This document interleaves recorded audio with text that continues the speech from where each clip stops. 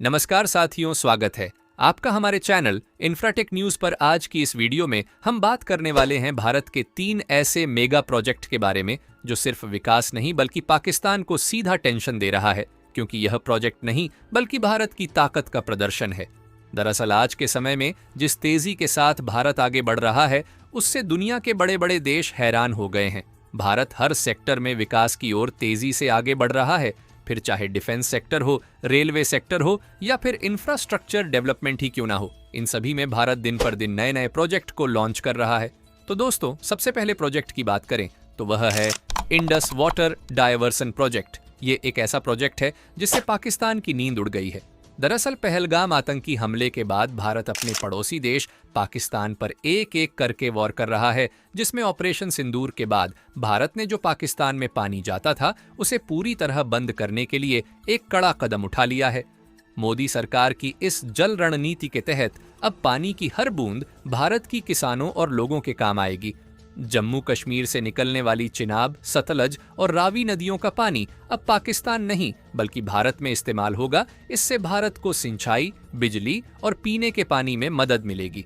दरअसल भारत सरकार 113 किलोमीटर लंबी एक बड़ी नहर बनाने जा रही है, जिसका नाम सिंधु सतलज लिंक रखा जा सकता है। इसका पानी पंजाब, हरियाणा और राजस्थान तक पहुंचेगा, जिससे सूखा प्रभावित जिलों को राहत मिलेगी। अभी तक पाकिस्तान को हर साल 33 मिलियन एकड़ फीट पानी मिलता था, लेकिन अब यह पानी भारत के हिस्से में ही रहेगा, जिससे अब पाकिस्तान की जलापूर्ति में भारी कटौती तय है। रावी और चिनाब जैसी नदियों से निकलने वाला पानी अब भारत की बगलिहार और रतले बांध जैसी पनबिजली परियोजनाओं को भी फायदा पहुंचाएगा, जिससे जल संकट से जूझ रहे इलाकों को बड़ी राहत मिलेगी। सरकार की योजना इस जलमार्ग परियोजना को 2028 तक पूरा करने की है, जिसके लिए इस पर काम शुरू हो गया है और तकनीकी रोड मैप तैयार किया जा रहा है। भारत सिंधु जल संधि के तहत अपने हिस्से के पानी का पूरा इस्तेमाल करेगा। अब तकनीकी कारणों से जो पानी पाकिस्तान जा रहा था, वह भारत के खेतों और नलों तक पहुंचेगा।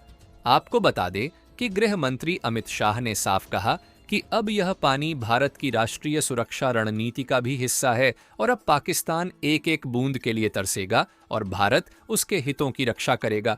भारत का यह नीति परिवर्तन न सिर्फ पाकिस्तान के लिए कड़ा संदेश है, बल्कि भविष्य की जल सुरक्षा और कृषि आत्मनिर्भरता की दिशा में एक मजबूत कदम भी है। दूसरे प्रोजेक्ट की बात करें तो वह है बगलिहार डैम, जो कि जम्मू कश्मीर के रामबन जिले में चिनाब नदी पर बना हुआ है। इसे रन ऑफ द रिवर जल विद्युत परियोजना के तहत बनाया गया था, जिसके द्वारा लगभग 450 मेगावाट का बिजली उत्पादन किया जाता है।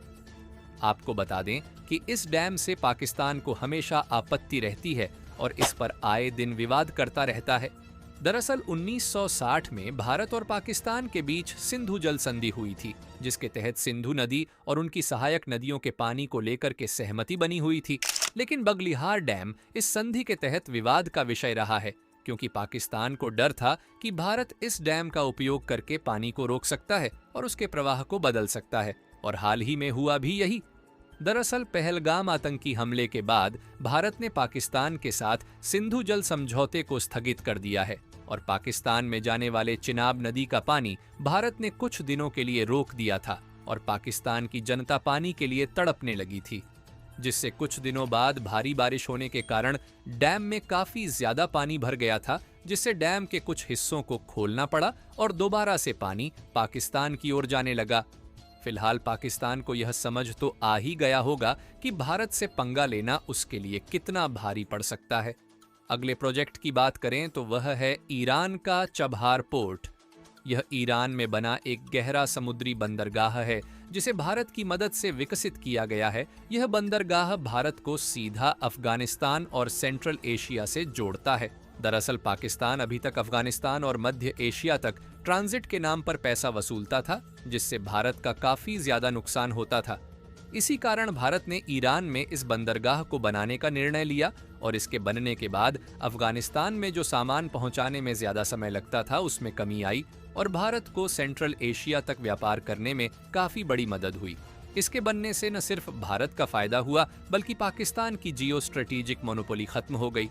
बाकी आपका भारत के इस शानदार कारनामे के लिए क्या कहना है, अपनी राय कमेंट में जरूर बताएं और इस वीडियो को एक लाइक करके अपने मित्रों तक शेयर जरूर करें ताकि उन्हें भी जानकारी मिल सके। इसी तरह और भी नॉलेजेबल वीडियो देखने के लिए चैनल को सब्सक्राइब करके बेल आइकन को ऑल पर जरूर सेलेक्ट करें। जय श्री राम।